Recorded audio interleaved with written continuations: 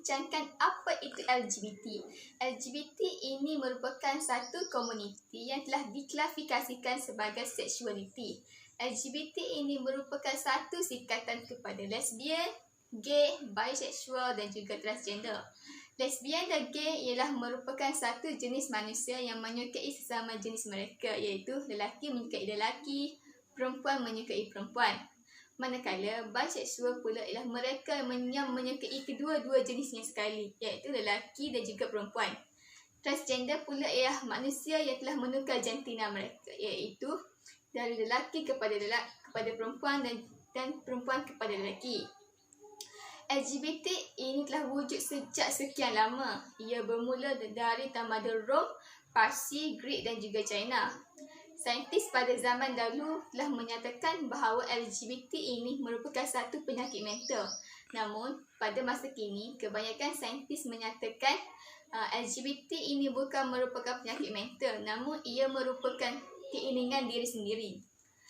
Komuniti LGBT ini juga telah mencipta satu bendera mereka sendiri, iaitu bendera yang dipanggil sebagai bendera pelangi ataupun rainbow flag. Bendera ini merupakan kebanggaan kepada kaum LGBT.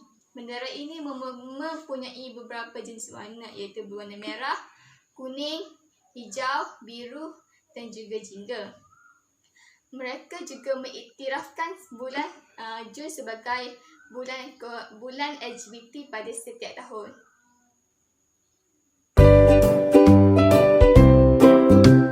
Seterusnya, saya akan menghuraikan tentang implikasi LGBT terhadap gaya hidup dan juga pemikiran manusia. Implikasi yang pertama adalah aktiviti harian golongan LGBT ini tidak dapat diterima oleh masyarakat. Hal ini disebabkan oleh aktiviti harian mereka. Aktiviti harian mereka adalah bercanggah dengan prinsip agama dan hukum alam. Sebagai contoh, transgender sendiri akan menyebabkan populasi jantina di antara lelaki dan perempuan tidak seimbang menurut kajian dan juga sudut pandangan sains. Selain daripada itu, aktiviti harian mereka juga dianggap aktiviti yang tidak sihat kerana aktiviti ini akan boleh mempengaruhi golongan kanak-kanak dan juga remaja. Namun, hal ini berbeza pula daripada sudut pandangan kaum Cina di China. Mereka berjuang sehabis-habisan untuk perkahwinan sejenis ini agar diiktiraf di sisi undang-undang mereka. Menurut jurucakap Suruhanjaya Hal Ehwal Undang-Undang Rakyat Kongres, permintaan terhadap perkahwinan sejenis di China adalah kerap diminta oleh golongan Cina sendiri. Bagi implikasi yang kedua, iaitu nama baik dan maruah keluarga tercemar.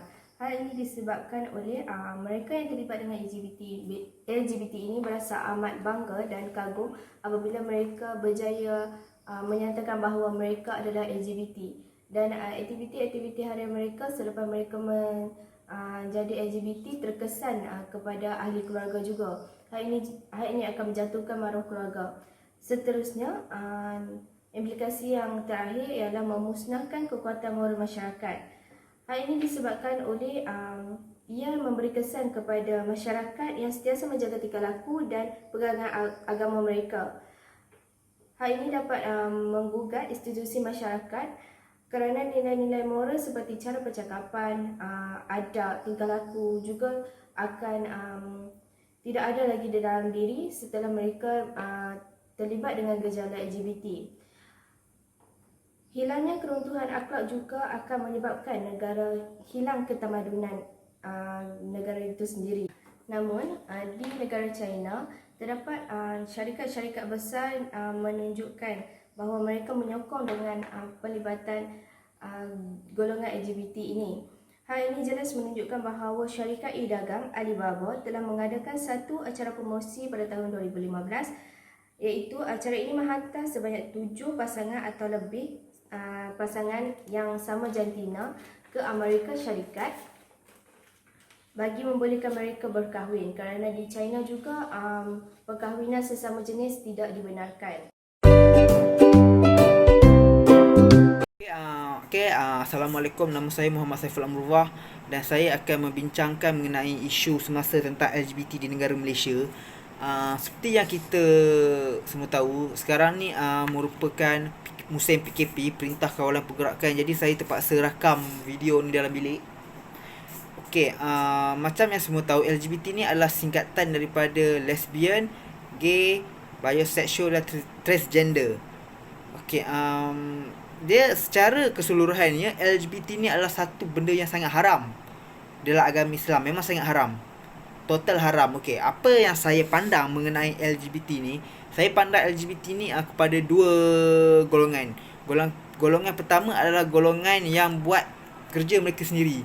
Mereka duduk dalam dunia mereka sendiri, buat hal sendiri. Okey, golongan kedua adalah golongan yang memprovok, golongan yang memperjuangkan LGBT, yang membuat tuntutan hak LGBT, memprovok. Jadi itu yang menimbulkan isu dan masalah kepada negara Malaysia. Dan negara Malaysia sebagai negara Islam perlu menolak LGBT dan tidak perlu mengiktiraf LGBT. Okey, jadi isu yang ada sekarang ni tentang, macam yang kita tahu, LGBT semakin berani menunjukkan taring. Masalah yang menjadi isu ni adalah kebanyakan orang yang menyokong golongan LGBT ini kebanyakan daripada golongan profesional. Ada daripada peguam, golongan VVIP, golongan liberal yang dia macam menyokong gerakan LGBT.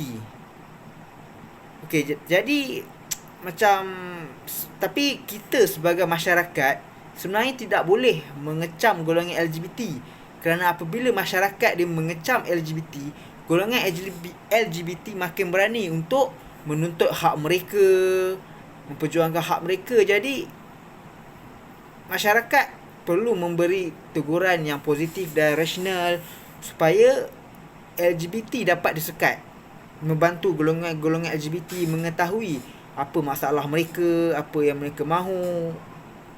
Jadi bagi saya secara total dan keseluruhan, Malaysia perlu menolak LGBT. Okey, itu saja. Assalamualaikum, terima kasih.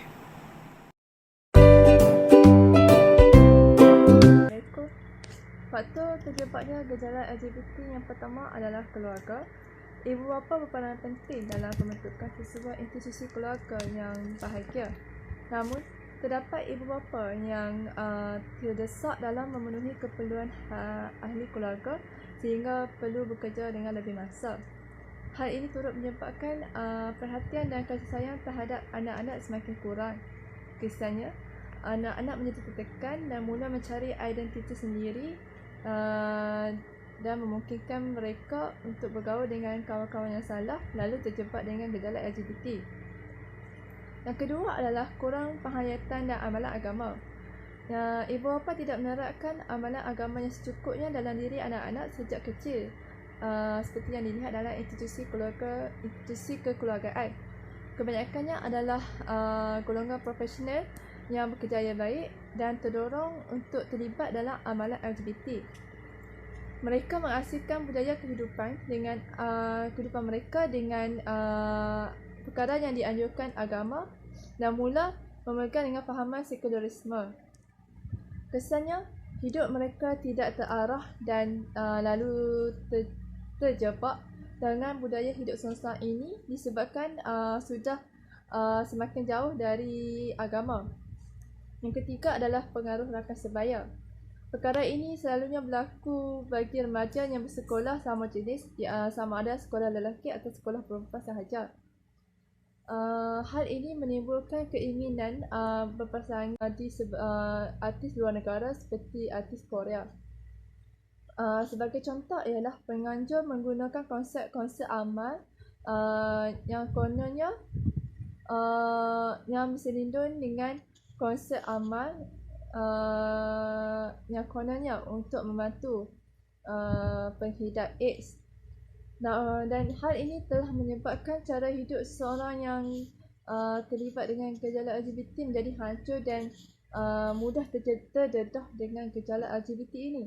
Dan sebagai contoh, dan faktor-faktor yang tadi disebutkan adalah faktor keluarga, faktor kurangnya penghayatan dan amalan agama, faktor rakan sebaya, pengaruh rakan sebaya dan faktor cara hidup yang menyebabkan seseorang itu mudah terjebak dengan gejala LGBT. Pangkal jalan.